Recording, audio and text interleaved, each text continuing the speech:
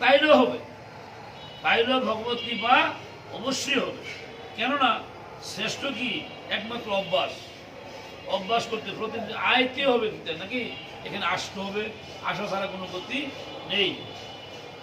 এই বিবি সাধনের মাধ্যমে পরিশেষে ভগবান বললেন অভ্যাস অপেক্ষা জ্ঞান ভালো।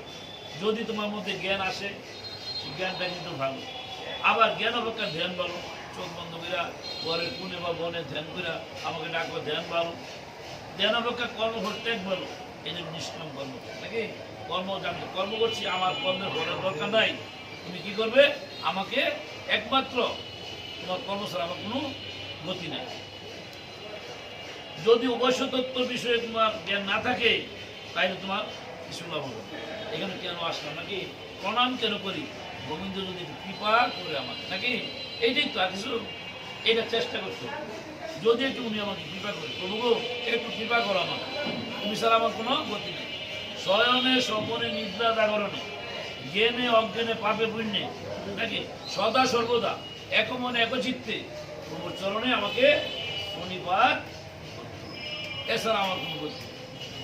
কারণ এই সংসারে যা পামু, যত কিছু পাচ্ছি এক হিসেবে হারাইয়া যেতে হবে, নেওয়ার মতো কোনো ব্যবস্থা নেই।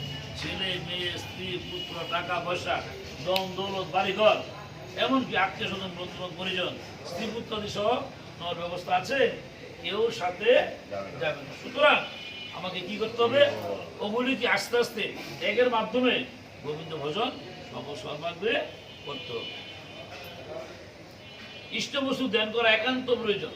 ইষ্টবস্তু করা, যিনি আমাকে সৃষ্টি করেছেন, যিনি আমাকে খাওয়া দাওয়া করাইতেছেন, যিনি আমাকে বয় করবেন, উনি ইষ্টবস্তু, তার ধ্যান একান্ত প্রয়োজন। ইষ্টবস্তু ধ্যান করতে হবে। আবার এইরূপ ধ্যান অপেক্ষা কর্মফল ত্যাগ ভালো। কর্ম করলাম, কর্মের ফলের দরকার নেই নাকি, তুমি আমার দেখো যত ওষুধই খান, ডায়াবেটিস প্রেশার নাকি কার কাছে নিয়মিত খাওয়া লাগতেছে, মরণের দিনও খাওয়া লাগতেছে নাকি, ওষুধ কিন্তু যদি হরিনাম মহামন্ত্র একবার ধারণ করতে পারেন এক মনে একচিত্তে কায় মনোভাবকে, তাইলে আপনার ওষুধের প্রয়োজন হবে। সাধুরা কি ওষুধ লাগে শুনছি না তো, সাধু ওষুধ লাগবে, যারা সাধক মহাপুরুষ তাদের কোনো ওষুধের প্রয়োজন হয়। তাদের শরীরে জ্যোতি অন্যরকম থাকে, অন্যরকম থাকে, আমাদের মতো না।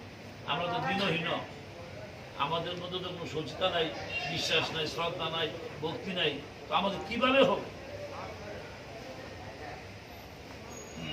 কপটতা, অভিমান, অহংকার দেহদারির একটা অভ্যাস নাকি, আমরা দেহ না অভ্যাস, সেটাকে বর্জন করতে হবে।